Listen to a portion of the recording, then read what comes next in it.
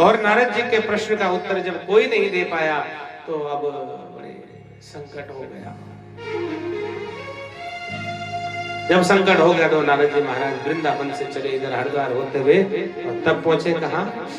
बद्र विशाल की भूमि पर पहुंचे, चारों बालक मिले और तब उनसे अपनी सारी घटना बताई। महाराज इसलिए मैं डरा डरा और दौड़ दौड़ करके आ रहा था, आप मिल गए, तो अब बताओ क्या करना चाहिए। तो भक्ति के कष्ट की निवृत्ति के लिए ब्रह्मा नारद जी महाराज कहां से चले हैं? वृंदावन से और बद्रीनाथ पहुंच गए। रास्ते में किसी विद्वान के द्वारा उनके प्रश्न का निराकरण नहीं हुआ।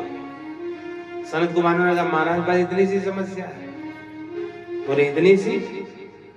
अरे मैं 800 किलोमीटर से चल करके आ रहा हूं, वृंदावन से बद्रीनाथ पहुंच गया, अभी तक किसी ने भी उत्तर नहीं दिया और तुम कहते हो इतनी सी बात। बोले हाँ महाराज, तुम सत्कर्म पूछते हो, हम बताते हैं तुम्हें सत्कर्म क्या होता है।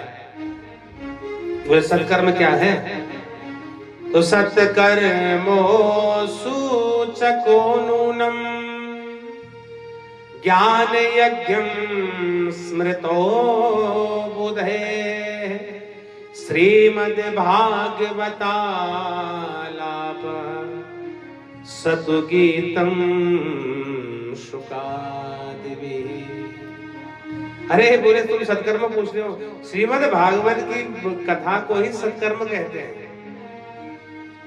नारद जी ने कहा आप तो विद्वान हैं, मैं ये जानना चाहता हूँ गीता का पाठ सत्कर्म नहीं है, वेद वेदांत का पाठ सत्कर्म नहीं है, मैंने ये सब कुछ किया, क्यों उनके कष्ट की निवृत्ति नहीं हुई? क्यों नहीं हुई? तो ऋषियों ने कहा, चारों बालकों ने कहा वेदोपनिषदाम सारा जाता भागवती कथा। वेद और उपनिषदों का सार ही भागवत में। तो बोले हमने वेद उपनिषद पूरे सुना दिए तब? बोले देखो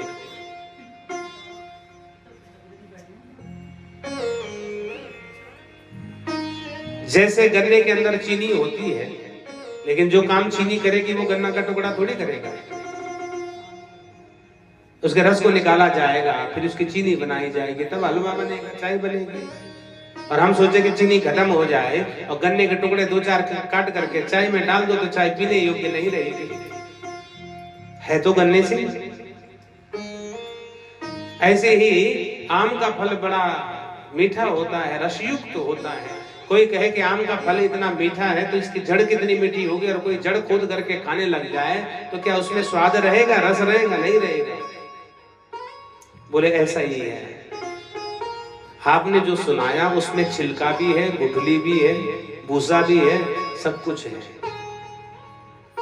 लेकिन भागवत की कथा तो एकदम शुद्ध है। तो क्या है? रसायन है, औषधि है। और इस समय वो भागवत की औषधि अगर वहां उनको प्रदान की जाए, अवश्य में वो ज्ञान वैराग्य का कल्याण होगा। बोले महाराज धन्य है, इस भागवत में ऐसा क्या है? बोले ये आसव है, आसव। आसव माने तत्व। जैसे दूध, अगर आपको केवल 100 ग्राम घी चाहिए तो उसके लिए आपको कम 5 लीटर दूध चाहिए, तब 100 ग्राम घी निकलेगा। तो घी दूध का क्या हो गया? तत्व हो गया, आसव हो गया।